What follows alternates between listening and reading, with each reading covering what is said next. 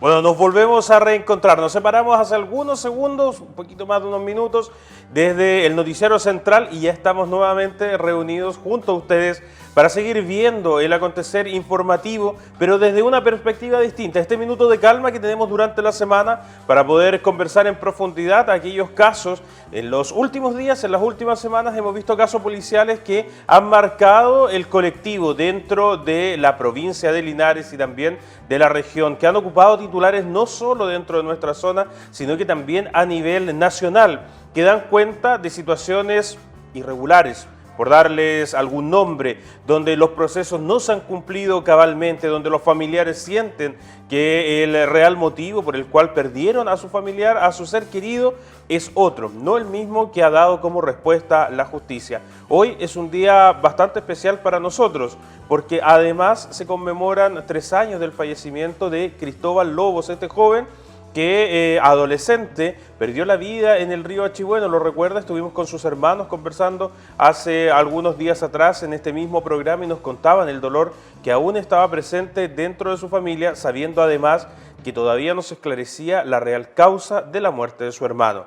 Le enviamos desde acá, como canal, como programa, un fraterno abrazo a todos ellos y seguiremos trabajando mancomunadamente para poder encontrar justicia, no solo en el caso de él, sino que también de todas las otras familias que han confiado sus historias para que nosotros y ustedes conozcamos más detalles.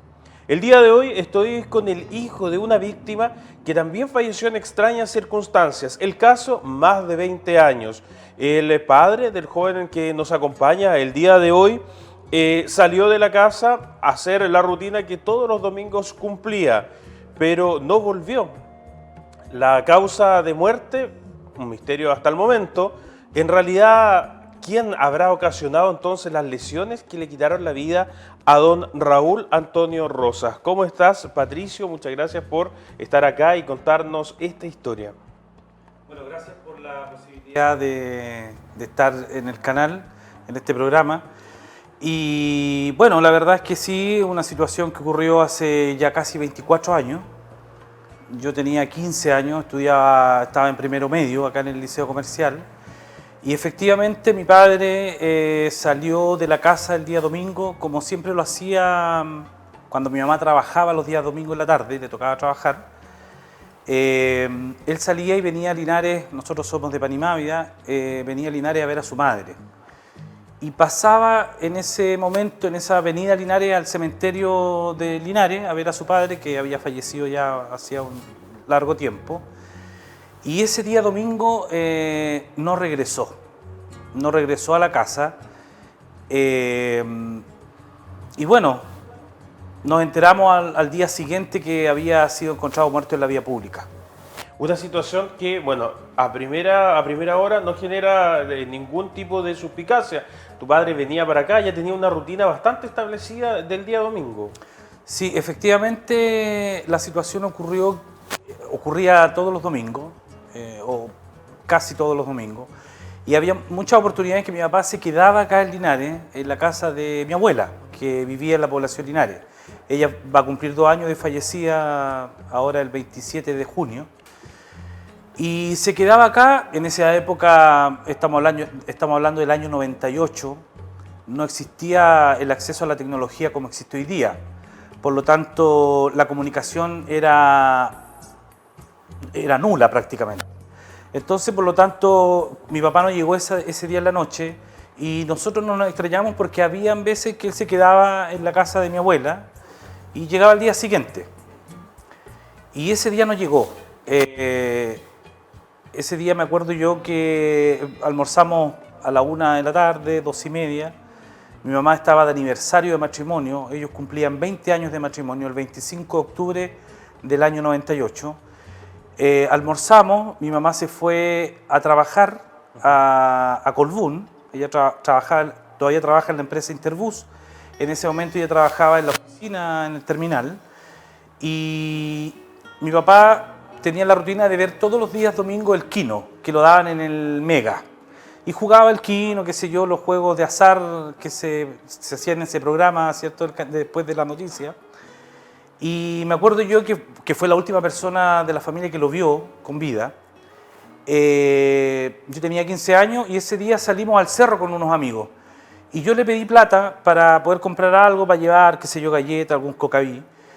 Y bueno, luego mi papá salió, no llegó el día domingo en la noche, el día lunes mi mamá también trabajó, yo hice mi rutina como todos los días, y en la noche nos enteramos que por Carabineros, que fue a la casa, que habían encontrado muerto a mi papá. Lo que hacía generalmente él, tal como nos indicabas, él llegaba, iba al cementerio y además ese día hubo gente que lo vio, porque estamos hablando del 98, en la esquina Mocha, antes había una casa muy grande en ese lugar, al frente de un supermercado, ¿cierto? Indican que pasa a el quitapena que funcionaba en ese momento, pero tu papá no consumía alcohol, que eso también es importante, un dato relevante. Sí, mira, esto nosotros lo supimos porque hubieron conversaciones, digamos, de parte de las personas adultas en ese momento, mi mamá, mis tíos, mis familiares, con algunas personas y que se enteraron de la situación y ellos vieron a mi papá, una persona en específico vio a mi papá salir del mítico Quitapena restaurante que queda donde está el supermercado Bascuñán, en la otra esquina. Lo vieron salir de ahí como a las 6 de la tarde. En la autopsia que se le practicó no arrojó alcohol en el cuerpo, por lo tanto no pasó a tomar alcohol, sino que me imagino yo que alguna bebida o qué sé yo. Y luego a él lo encuentran muerto frente al supermercado Bascuñán, en una pilastra, en el antiguo cierre que había ahí, porque antes había una casona, como bien dices tú. Y lo encontraron muerto, lo levantaron, digamos, a eso de las 11:30 de la noche. Él estaba sentado en ese momento, Sentado. de hecho, presentaba la acumulación de sangre en distintas extremidades, en las palmas de las manos, dando cuenta que llevaba mucho rato en la misma posición. Efectivamente, él estuvo mucho tiempo, no sé exactamente cuánto, pero si calculamos que a él lo vieron a las 5:30, 6 de la tarde por última vez, en una cuadra antes donde lo encontraron muerto, y la policía, digamos, lo levantó a las 11:30 de la noche, estuvo muchas horas sentado. Y la primera información que recibe mi madre de parte de la policía de Carabineros, de Colbún, no recuerdo si era de Colbún o de Panimavia, en ese tiempo si estaba el retén todavía de Panimavia, era que había sido por un infarto, había muerto por un infarto, porque no tenía, digamos, aparentemente ningún daño de corte punzante, un disparo, nada. Pero después los exámenes, las pericias indicaron otra cosa, otra causa de muerte. Claro, después el día martes se le practicó la autopsia y ahí el médico determinó como causa de muerte un homicidio por un TEC cerrado complicado. De hecho, las pertenencias que nos entregaron o que le entregaron a mi madre en ese momento fueron todas sus pertenencias, o sea, digamos, no hubo un asalto, un robo, sino que más bien a él le pegaron en la cabeza y el reloj que andaba trayendo, que lo iba a traer ahora pero no lo pudimos encontrar, que se lo devolvieron a mi madre, estaba roto en la mica, porque seguramente él trató de proteger su cabeza, le pasaron a llevar el reloj y recibió el golpe y claramente ahí me imagino yo que estuvo un buen tiempo agonizando, sin poder reaccionar o solicitar ayuda en ese lugar que es transitado, ¿no? Nosotros también nos enteramos después que hubieron ciclistas que lo vieron al pasar hacia Panimavia, después de vuelta en la noche, que él todavía estaba ahí, personas evangélicas que iban en las tardes al culto y después volvían y él estaba ahí. Y bueno, efectivamente el médico dio como causa de muerte este homicidio por un TEC cerrado. Patricio, cuéntanos cómo era tu padre para que podamos armar en conjunto este perfil psicológico también. ¿Trabajaba? ¿En qué trabajaba? ¿Amigos? ¿Pocos amigos? ¿Era una persona que podría haber tenido algún conflicto con alguien? No, mira, mi padre era una persona, un hombre bueno, ¿ah? Una persona muy tranquila, de pocos amigos, pero tenía sus amistades, no era conflictivo, de hecho en la casa la que ponía las reglas y la que nos daba los tratamientos psicológicos era mi madre, no mi padre, los tratamientos psicológicos de esa época, ¿no? Y cuando se generaban esas situaciones, él salía porque no le gustaba, digamos, el conflicto, no le gustaba los arrebatos, era una persona muy tranquila y trabajador. Él era maestro albañil y trabajaba en construcción, haciendo casas, subsidios. De hecho, ese día él, bueno, estaba yendo bastante más seguido a la casa de mi abuela los días domingos porque él le construyó autoconstrucción, digamos, de la casa hasta donde vivió mi abuela hace 2 años atrás. Por lo tanto, era una persona tranquila y trabajadora. No era una persona conflictiva, ni drogadicta, ni ninguno de esos calificativos, digamos, que uno podrá decir, a lo mejor se metió en una riña. Claro. o algo pasó que se generó, digamos, la muerte final a través de este golpe en la cabeza que recibió. El poder recibir esta noticia, además los antecedentes que había sido asesinado tu padre, desestructura cualquier familia. ¿Cómo enfrentan después la vida de ustedes? Queda una madre relativamente joven, de 39 años, con 2 hijos, además, bajo su cuidado. Bueno, primero, en definitiva, era otra época, ¿no? Era una época distinta. Ya decía que la comunicación era muy diferente a la actual, por lo tanto había una situación que era constante en nosotros. Mi hermano estaba en el servicio militar aquí en la Escuela de Artillería, él tenía 18 años, por lo tanto en la casa vivíamos yo, mi mamá y un tío, que todavía vive él con mi madre. Y bueno, una de las cosas que ocurrió es que siempre cuando salíamos nos tratábamos de comunicar de alguna forma antes de salir o dejábamos, digamos, dicho para dónde íbamos a ir, a qué hora íbamos a volver, porque no existía el WhatsApp, no existía el teléfono celular. Entonces, esa fue una rutina que cambió. Y en segundo lugar, claro, en definitiva es la ausencia del padre, ¿no? Fuimos criados, digamos, en la última etapa de nuestra juventud por nuestra madre, que hasta el día de hoy trabaja y asumió el rol de padre y madre hasta el día de hoy, digamos. Entonces, por lo tanto, cambió la estructura de la familia absolutamente. Tú eras relativamente chico, 15 años, primero medio, pero el sistema judicial antiguo, en comparación con el nuevo, era aún más distante. La figura, por ejemplo, del juez con las partes involucradas. ¿Cómo fue ese trabajo? ¿Se acercaron a ustedes? ¿Tuvieron antecedentes? ¿O con tu madre, por ejemplo? Mira, es súper, digamos, es decepcionante, en definitiva, darse cuenta que hoy día la justicia, digamos, una reforma procesal desde el año 2000 en Chile, que supuestamente iba a mejorar el acceso a la justicia en todos estos temas penales, ¿no? Y la verdad es que uno se da cuenta que la cosa no es tan así. O sea, eso es decepcionante. Porque nosotros en esa época, efectivamente la justicia era distinta. Los jueces eran arte y parte del proceso, investigaban y además juzgaban. Las policías estaban a cargo de los jueces. Y efectivamente, en el caso de mi padre no hubo ninguna investigación. Ninguna. O sea, es como que si un indigente murió en la calle porque hizo frío y bueno, murió y habrá que darle sepultura y se acabó, digamos. Nunca hubo de parte de la justicia o del rol que cumple la justicia una investigación. Nunca hubo un contacto con nadie de la familia. A lo más la comunicación de que lo habían encontrado muerto, digamos. Y nunca supimos nada, o sea, nunca supimos cuando el caso se cerró, nunca supimos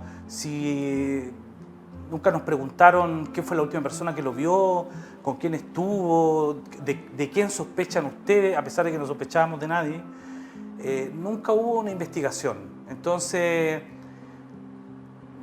cuando llega el año 2000, 2 años después, y se cambia el proceso, el sistema de investigación, a través de la creación del Ministerio Público, la Fiscalía, los fiscales, supuestamente con mayor cercanía a la ciudadanía en los casos de investigación, por ejemplo, de los homicidios, y nos damos cuenta que la cosa no cambió mucho, porque efectivamente hay un hermetismo, las familias no tienen acceso a los fiscales, y eso es complejo, o sea, es una realidad que afecta a muchas familias, afecta a Chile completo, digamos, no es algo que nos pasa a nosotros solamente acá en Linares.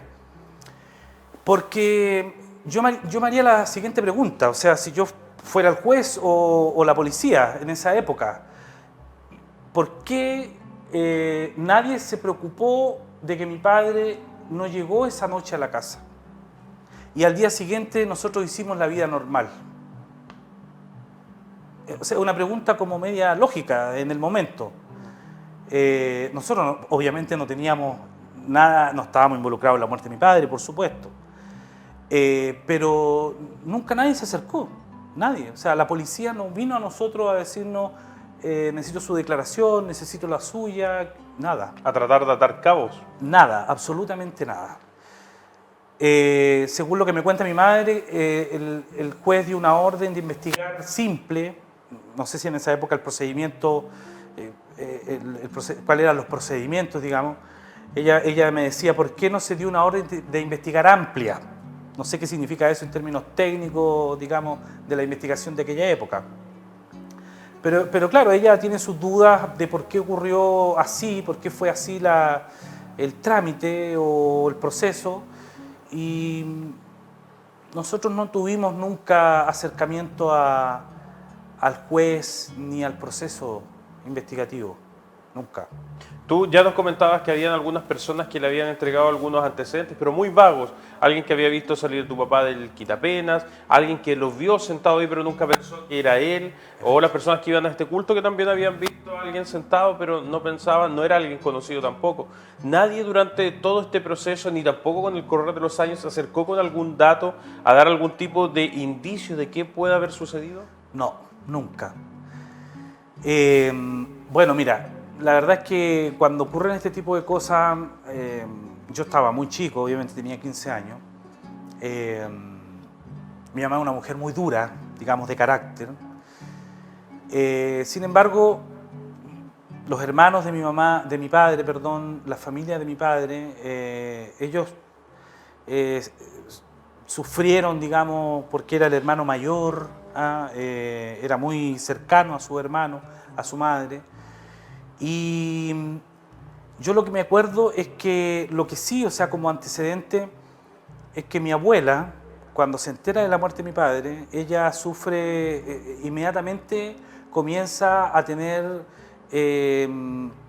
una enfermedad psiquiátrica, ¿ya? Empieza con depresión, que le genera falta de movilidad en el cuerpo. Hasta sus últimos días estuvo 20 años así, 21 años así, al final murió con Alzheimer, pero ella siempre soñaba, que a mi papá lo llevaban en un vehículo, que lo mataron en un vehículo, ella veía sangre, entonces se empieza como a mezclar con esta cosa media espiritual, media, ¿cierto?, de las señales, pero lo concreto es que de investigación, nada.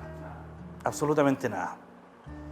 ¿Cómo ves ahora, padre de familia, 2 hijos, has tenido también la experiencia de vivir en el extranjero y poder hacer un comparativo de los sistemas judiciales? ¿Existe justicia? ¿Es posible hacer justicia para todos? Yo creo efectivamente que no. Yo creo que no. Pueden haber mil razones y quizás las personas incumbentes, en este caso el Ministerio Público, los tribunales, pueden tener sus apreciaciones o sus argumentos de contradecir a muchas familias que sienten que la justicia nunca llegó. La justicia tarda pero llega, dicen, pero a veces no llega. Tarda y no llega nunca. Mi mamá me dice, yo si viera a la persona que mató a mi esposo, la verdad es que no haría nada en contra de él porque mi esposo ya murió. Pero en definitiva la justicia para muchas personas, y generalmente personas vulnerables, personas de escasos recursos, efectivamente no llega, porque primero en la justicia anterior, digamos, era muy hermético porque, como decíamos, los jueces eran parte incumbente tanto de la investigación como de los fallos.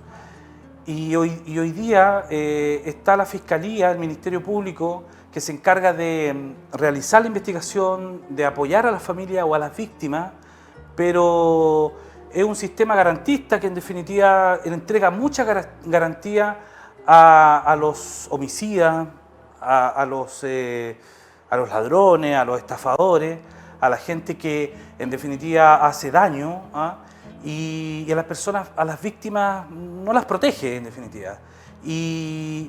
Y debiese existir de parte de la Fiscalía mayor cercanía a la familia y no existe. Los casos que han pasado por este programa así dan cuenta, ¿no? Que hay una realidad totalmente distinta, como que están desconectados. O sea, hay ahí algo, pasa algo, a lo mejor no de mala fe, quizás por la misma organización, la jerarquización del sistema o de este servicio público que pagamos todos los chilenos a todo esto. Y ellos viven en una realidad totalmente distinta. Entonces creo que la justicia no es para todos igual. Y el trabajo con las policías, además, tampoco es cercano, tampoco es ir y poder pedir mayor cantidad de antecedentes. Claro, porque efectivamente cuando hay una familia o una persona que es víctima de un asalto, de un homicidio, etc., está la Fiscalía, que es la que se encarga de investigar a través de las policías, ¿no? Pero si no hay un abogado, ¿ya? Y que los abogados para las víctimas no es público, o sea, yo no puedo como víctima contar con un abogado del Estado, o que el Estado me otorgue un abogado que pueda seguir el caso que me ocurrió, yo siendo víctima. Entonces los abogados tienen que ser pagados por las familias, por las víctimas en este caso. Y muchas familias no tienen ese acceso, ¿no? Por un tema económico. Entonces, por lo tanto, las causas y las solicitudes de investigar o de procedimientos se tienen que hacer a través de un abogado. Y las familias, muchas, no cuentan con ese beneficio. Sin embargo, los victimarios sí cuentan con defensores públicos que los pagamos todos los chilenos, incluso la víctima, y que en definitiva hacen por ellos en el proceso judicial lo necesario para defender al victimario. Sin embargo, a las víctimas no las protegen, no las acompañan, no existe, digamos, una guía respecto de los procesos. Por lo tanto, las policías, tampoco uno puede ir a la policía y decir necesito que investiguen esto o tengo este antecedente. Eso se hace de otra forma, digamos. Mucha gente no lo entiende, pero se hace de otra forma efectivamente, así está establecido. Y la Fiscalía es la que debiera hacer este tipo de trámites, pero no se hace. Y es denigrante, es también, digamos, triste ver cómo dentro de la propia Fiscalía o de las Fiscalías existe la corrupción también. Entonces, si a la falta de indefensión, o a la indefensión, mejor dicho, de las familias víctimas, que no saben cómo proceder, que no tienen los recursos para contratar un abogado, se suma que dentro de la Fiscalía hay corrupción, y esto lo digo no porque a mí se me ocurra, sino que uno puede buscar en Google, ¿cierto?, la situación de corrupción que ocurrió en la Fiscalía de Linares, Claro.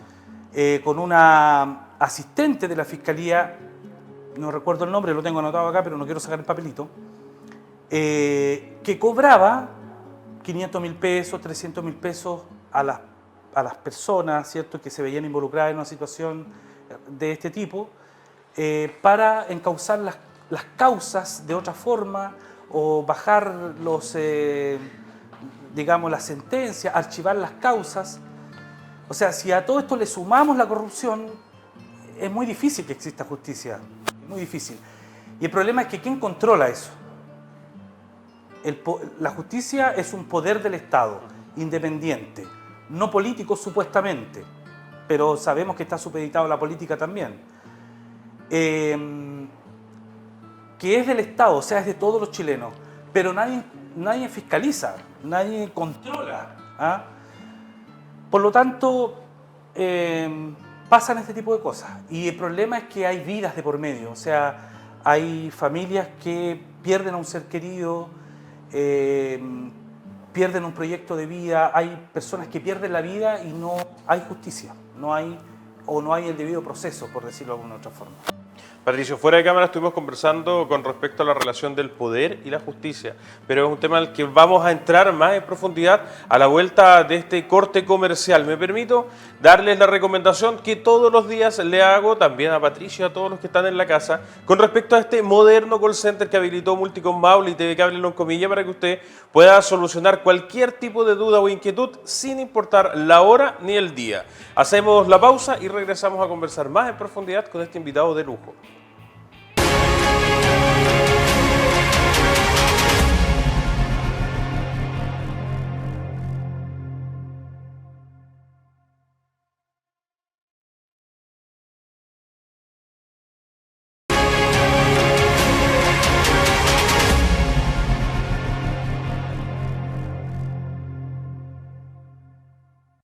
Ya estamos de regreso y seguimos conversando con Patricio Rosas, quien con base en la experiencia del homicidio de su padre, que además nunca se clarificó, nunca dieron con el autor de los hechos, ni tampoco con testigos claves que pudieran entregar antecedentes reales de qué es lo que había sucedido en ese tramo, desde el cementerio hasta la esquina de los semáforos, la esquina Mocha, que todos lo conocen justamente, al frente de un supermercado donde ahora hay un estacionamiento y que antes había una casona muy antigua de una familia tradicional de acá, de la comuna de Linares.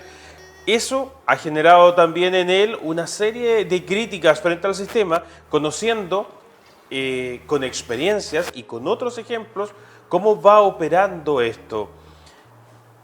¿Cómo llegas a relacionarte con este grupo de más personas que también tienen como denominador común crímenes que no se han resuelto, que se han mantenido durante los años, o que la justicia no ha dado una respuesta satisfactoria cuando encuentra al autor de los hechos?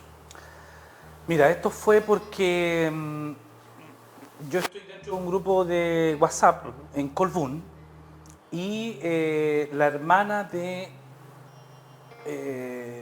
este niño que cumple 3 años, Cristóbal Lobos, que vive en Colbún, hizo una invitación a través de este grupo de grupo de WhatsApp a la manifestación en apoyo a la familia del muchacho que mataron en Longaví, que fue asesinado, digamos, por estas 2 personas que hoy día están con cadena perpetua. Y nosotros vinimos con mi señora y mis hijos a esta marcha en la plaza de Linares, y ahí la verdad es que me dio, digamos, el interés por tomar el micrófono y contar un poco esta situación que le ocurrió a mi familia hace 24 años. Y ahí, bueno, me integraron a otro grupo, Manuel me integró a este grupo de Justicia para Linares, y ahí hemos estado, digamos, conversando y dándonos apoyo mutuo con todas las familias que han sufrido injusticias de la justicia. Ahora tú tienes una mirada distinta, una mirada ya más maduro de hombre grande con respecto a lo que pudo haber tenido de falencia el sistema anterior. Pero cuando te encuentras con todos estos otros casos, 10 tenemos por lo menos nosotros documentados, ¿qué es lo que sucede? ¿Cuál es ese sentimiento o cuál es la crítica que genera en ti? Sí, la verdad es que, bueno, yo creo que a raíz de eso, de la situación que nos ocurrió a nosotros como familia, con la inocencia, la indefensión, digamos, la sensación de indefensión, ¿no?, de ese momento, me interesé, digamos, por conocer un poco más sobre varios temas, en definitiva. Y claro, o sea, hoy día es mirar hacia atrás y decir, bueno, esto en realidad si tenemos corrupción dentro de la Fiscalía, del sistema judicial, Claudia del Pino Acuña, así se llama la abogada que está acusada, ¿no?, por esta situación, por corrupción. En definitiva, eso se llama corrupción. Y eso genera, en definitiva, una rabia interna en las familias que se han visto afectadas por la falta de justicia, de salir a la calle, de poner el grito en el cielo, como se dice, y en definitiva, porque no se encuentra justicia, en definitiva, ¿no? Porque la justicia nos abandonó, porque nos preocupamos mucho de cumplir metas, ¿no?, de tener el sello de calidad, de excelencia, ¿no? Porque las empresas hoy día, en este sistema, digamos, globalizado, las empresas siempre buscan acreditarse como empresas en gestión muy buena y presentan documentación para certificarse la Bureau Veritas, por ejemplo, ¿no?, de calidad de los sistemas internos, y los organismos públicos también lo hacen. Entonces, la Fiscalía, por ejemplo, me imagino yo que también se autoimpone metas, ¿no? Y en ese autoimponerse metas está, por ejemplo, cerrar la mayor cantidad de casos durante un tiempo determinado, ¿no?, para salir bien evaluado, para que la evaluación sea positiva. Pero el hecho de que se cierre la mayor cantidad de casos posible en el menor tiempo posible, no pensamos de que dentro de cada caso hay familias que se ven involucradas y hay justicia que no llega a esas familias. Entonces, yo ahí es donde digo que el sistema judicial está muy desafectado de la ciudadanía, o sea, está muy separado, vive en una realidad totalmente distinta, ¿ya? Son personas de otra clase social, en definitiva, ¿no? Son personas de otra clase social. Por muy bonachonas que las personas que trabajan ahí sean, no sé, religiosas, bondadosas, etcétera, tienen responsabilidad en el sistema, ¿no? O sea, yo digo, ¿cómo una persona que es asistente, o sea, es el último escalafón, me imagino, dentro de las responsabilidades administrativas de la Fiscalía, genera en la Fiscalía de Linares un acto de corrupción que no fue una sola vez, sino que hay un montón de casos por conducción en estado de ebriedad, por atropello, por robo, por narcotráfico. Y esa situación, las personas acá no la conocían. O sea, yo digo, bueno, entonces, ¿dónde está la responsabilidad administrativa? ¿Dónde está la responsabilidad de la persona que está a cargo, de su superior inmediato y su superior posterior, digamos? No existe.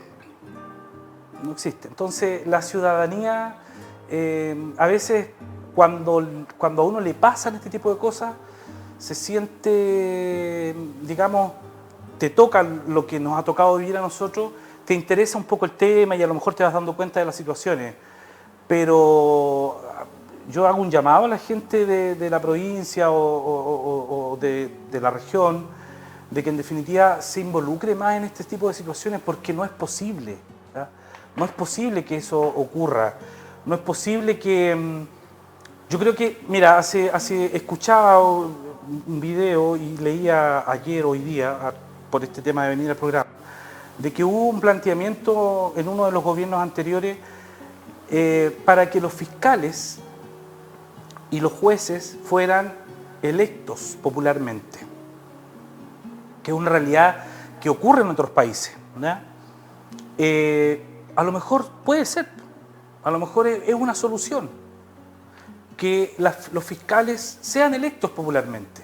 Pero ¿qué pasa en esa relación? Y quiero profundizar con respecto a este vínculo que va tan de la mano con el poder, la justicia, el poder, la política, el poder y otras formas de manejar nuestro país. Porque si vemos, por ejemplo, los políticos, ¿cierto? Los tenemos por elección popular, alcaldes, concejales y otras autoridades también de ribete nacional. igual caen en situaciones que rayan con la moral, rayan con lo judicial también. ¿No estará ahí la clave de eso? ¿El poder eliminarlo? ¿Cómo se podría hacer además? Es difícil, no es fácil, creo yo. Eh, Porque en definitiva como el Poder Judicial es un poder autónomo del Estado, o sea, es un poder más del Estado, que es independiente y autónomo, no tiene control, digamos, no hay control. ¿Ah? Las designaciones pasan por el poder político. La designación del fiscal nacional, la designación de los jueces o de los ministros de la Corte Suprema, o sea, en definitiva pasa por el poder político, ¿no? Son ellos mismos los que se nombran además, los que nombran las ternas, los que nombran a los candidatos para ser jueces, son ellos mismos los que se evalúan. Entonces, claro, la carrera funcionaria es larga. Tenemos en Linares un fiscal jefe que lleva muchos años y su trabajo a lo mejor puede ser excelente, pero todo tiene un vicio. ¿Ah? Todo tiene un vicio. Cuando se hace una carrera funcionaria muy larga, ya conocemos cuáles son los cabos que están sueltos o por dónde puede estar, a lo mejor, no sé, o hay cosas que a lo mejor no alcanzo a ver porque estoy muy metido adentro, no estoy afuera. Bueno, hay diferentes situaciones, pero es difícil. Es difícil dar una solución, digamos, inmediata. Creo que sí, la reforma procesal penal sirvió, ¿ah? Se dividieron las funciones, pero hay familias que en su mayoría son familias de escasos recursos, son familias vulnerables, que aún no tienen justicia. Veía el caso de unos jóvenes deportistas de Calama que el año pasado, en octubre, murieron atropellados en la carretera en la región de O'Higgins, por una persona que iba a exceso de velocidad contra el tránsito, como hay personas que andan contra el tránsito acá en Linares, con balizas y cosas por el estilo, y con las luces apagadas en la noche, y atropelló a estos dos jóvenes, adolescentes, murieron en el instante. Y en la noche, el joven andaba sin licencia de conducir, era un extranjero, y en la misma noche el fiscal decide dejar libre a la persona que produjo la muerte de estos dos muchachos. Entonces uno dice, bueno, a ver, pero ¿cómo? ¿No? Es un chiste, esto es como una joda, ¿dónde están las cámaras que me están grabando para un, no sé, para un programa de cámara oculta? Porque en definitiva no se entiende, ¿no? No se entiende que hoy día existiendo la tecnología, cámaras de seguridad por todas partes, y que los videos desaparezcan, o que los videos no están en la causa. Lo que le pasó a la familia del joven que murió llegando a Linares. Exactamente. En el caso nuestro, la policía nunca nos preguntó, ¿y usted quién es? No hay antecedentes de una investigación más profunda. Absolutamente nada. Entonces, es difícil y da impotencia, ¿no? Que en definitiva se juegue con la vulnerabilidad de las familias vulnerables, las familias de escasos recursos. Y estos espacios en definitiva visibilizan un poco estas situaciones que son dolorosas para las familias, que aún no tienen justicia y que cuando hay culpables además, las penas a veces no son las que uno quisiera o no son adecuadas al daño que causaron los victimarios a las familias. Ahí quizás, no sé, por ejemplo, en otros sistemas judiciales o de procesos penales existen los jurados civiles, ¿no? Que no solamente los jueces son incumbentes respecto al fallo, sino que también Estados Unidos lo aplica así. como Estados Unidos, que hay un jurado que es electo de la ciudadanía, que escucha y que finalmente da el fallo junto con el juez, o sea, son parte incumbente del fallo. Aquí no, aquí hay una casta, así como la casta política, ¿no? Que es la élite política, hay una élite que es la élite de la justicia. Los jueces y ahora los fiscales desde el año 2000 son un eslabón de nuestra sociedad que está mucho más arriba que el común de la gente, que no comparte el dolor con las personas que sufren el dolor de haber perdido a un ser querido. Y eso es, y porque están desafectados, y eso es doloroso y es, digamos, digamos, da pena y da impotencia, por decirlo de alguna forma. Es inevitable pensar en casos que han sido emblemáticos. Por ejemplo, el caso del hijo de Carlos Larraín, de este atropello que se genera en la costa del Maule y donde muchas horas de televisión se dedicaron para poder investigar este caso y buscar testigos. Se hizo exhumación del caso. La prensa completa viajábamos, de hecho, hasta Chanco para acompañar minuto a minuto lo que estaba sucediendo. Sigue esa mancomunión del poder, el poder político que se relaciona también con la justicia, porque no nos sentamos a almorzar con el senador, no nos sentamos a ver una película con los diputados o los ministros. No es esa la realidad de todos nosotros. Por supuesto que no, o sea, el caso nuestro, por ejemplo, nosotros nos ocurrió esta situación lamentable, dolorosa, el año 98, 24 años después, todavía no tenemos justicia, digamos, para mi padre. Y nosotros tuvimos que al día siguiente seguir haciendo nuestra vida normal, digamos. No pudimos hacer nada. ¿Ah? Y es efectivamente porque, por lo que hablaba delante al principio, que existe una desigualdad, ¿no? Y la desigualdad tiene que ver con que el Estado, a través de que es el que garantiza la justicia y el que administra la justicia, es garantista, ¿no? La justicia es garantista, es decir, en el proceso de la investigación, cuando hay un culpable o cuando no hay un culpable, también existe un juez de garantía que es el que garantiza que el proceso sea normal, adecuado, ajustado a la ley. Que si hay una víctima, si hay un testigo protegido, hay que protegerlo, ¿no? Etcétera. Que los allanamientos sean ajustados a la ley, que eso está bien, ¿no?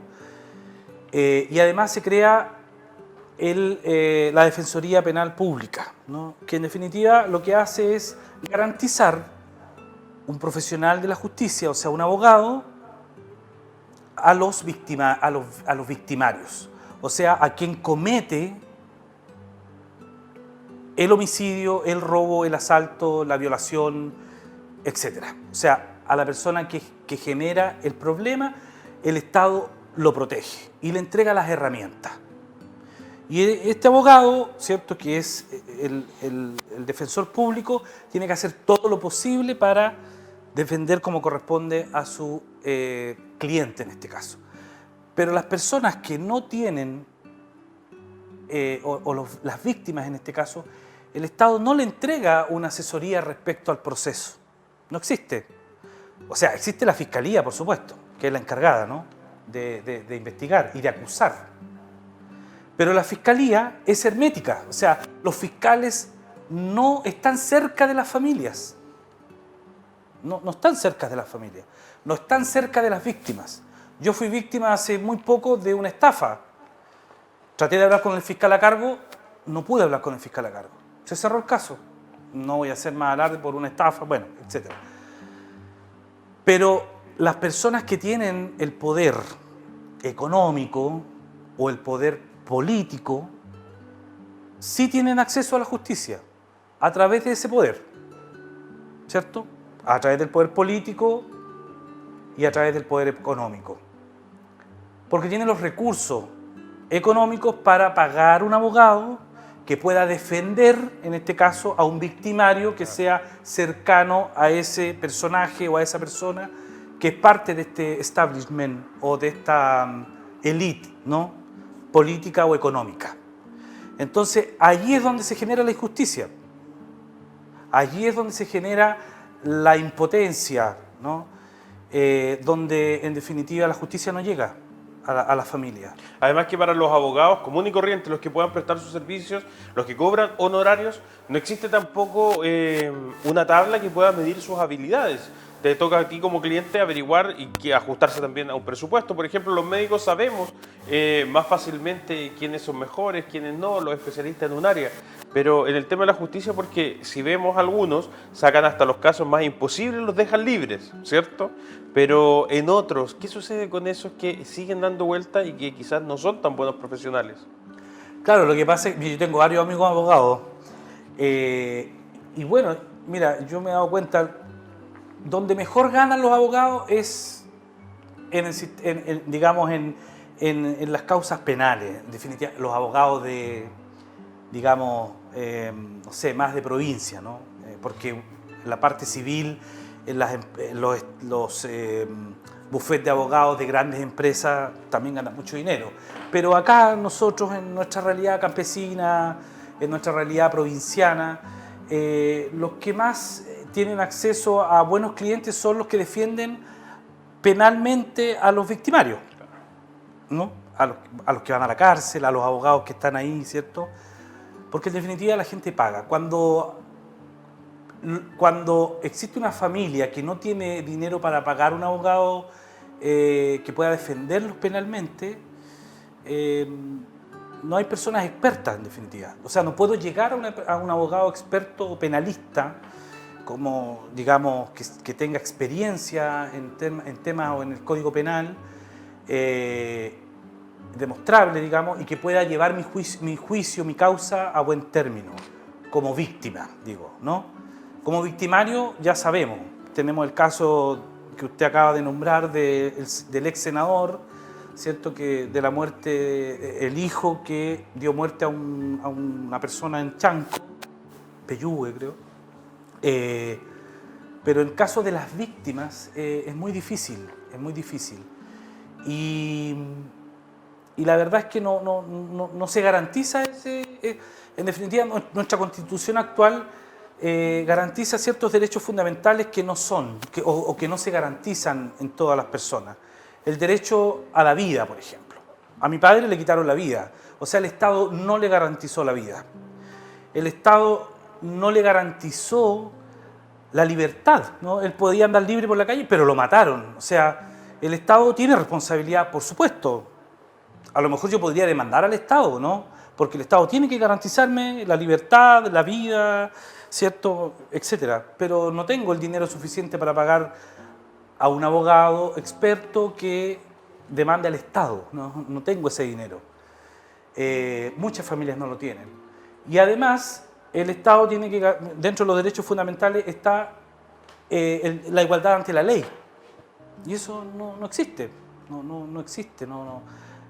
Hay familias que todavía estamos esperando justicia. Y el solo hecho de que exista una familia como la nuestra y como los 10 casos que han pasado por acá, y muchos más, por supuesto, que no han tenido justicia, el Estado no está garantizando la justicia, por lo tanto, no existe igualdad ante la ley. Hay una frase que tristemente he traído a colación en cada uno de los casos que he entrevistado, que hace relación a que la justicia es una para todos, pero quienes la aplican no nos ven a todos iguales. Claro, porque lo que decía delante, ¿no? Desde mi punto de vista, por supuesto, y desde mi experiencia, lo que ocurrió. Porque en definitiva existen diferencias sociales, ¿no? Los que administran la justicia, digamos, de parte del Estado, no hablo de los abogados, hablo del Ministerio Público como institución, los tribunales como institución, es decir, ese poder del Estado está compuesto por una élite, ¿no? Que hace carrera funcionaria y que está en otro nivel social que el común de la gente. Por lo tanto, nos miran de forma distinta, o sea, somos distintos en definitiva, no somos iguales. La ley, por lo tanto, o la justicia más bien, no es igual, no es igual para todos, no es igual absolutamente. O sea, mira, yo a lo mejor voy a cometer una infidencia. A mí me entraron a robar, yo estaba viviendo en Argentina con mi familia el año 2010 y el 2020, en plena pandemia, me entraron a robar a mi casa, ¿ya? Me robaron todo lo que pudieron, los carabineros no llegaron al día siguiente, y nunca supimos qué pasó. Cuando dice carabinero, la policía argentina. No, acá. Ya. Yo estaba en Argentina, en En mi la casa de acá acá. entraron a robar. Me entraron a robar. Sin embargo, no voy a dar nombres, pero una vecina sufrió un robo hace menos de una semana. Ya tienen a los culpables. La policía estuvo toda la noche en su casa. Toda la noche. Desde el momento que ocurrió la situación hasta el día siguiente. Porque mi vecina tiene los recursos, es una persona muy conocida, sus hijos son muy conocidos aquí en Linares, y son muy conocidos con los fiscales, los abogados, los médicos, etc. Porque tiene un restaurante ella muy famoso. Entonces, toda esta gente que es de esta elite, de este establishment, conocen a esta persona, por lo tanto, la justicia reaccionó en forma inmediata. Para nosotros eso no ocurre, o sea, no pasa eso. Porque en definitiva, no sé, hay una desafección entre este poder y la gente. Y por la corrupción que existe dentro de la Fiscalía. O sea, yo creo que esta situación que ocurrió con esta asistente de la Fiscalía no es solo aquí. Y además creo que no es lo único que ocurre dentro de la Fiscalía. Creo que no lo estoy afirmando. Yo me puedo imaginar que no es lo único. Es inevitable pensar entonces que finalmente la gente de bien, que trabaja, que sale de su casa muy temprano a cumplir con horas laborales, que quiere volver a ver a su familia, a sus hijos pronto, son los que deben andar con más miedo y no los delincuentes. Claro, efectivamente. Ahora, eso es una cosa que no ocurre solo ahora, ¿no? O sea, hoy día, bueno, la televisión, en definitiva, los medios nacionales, las cadenas informativas, efectivamente ponen el foco y la atención en una situación que está ocurriendo en el país de delincuencia y todo, pero a mi padre lo mataron hace 24 años en la calle, una persona que le dio muerte, y fue hace 24 años, o sea, no estamos hablando de que ocurrió ahora, que fue un extranjero, no, fue hace 24 años. Y así como mi padre hace 24 años lo mataron en la calle, conozco a mucha gente que en esa época también le ocurrió lo mismo y que nunca se hizo justicia, porque los casos esos no salen a la luz, o sea, quedan ahí en la cuadra, en la familia, pero no hay mayor información de eso. Hoy día hay más acceso a la información a través de Facebook y todo, y se saben todos estos casos, ¿no? Los casos que han pasado por acá.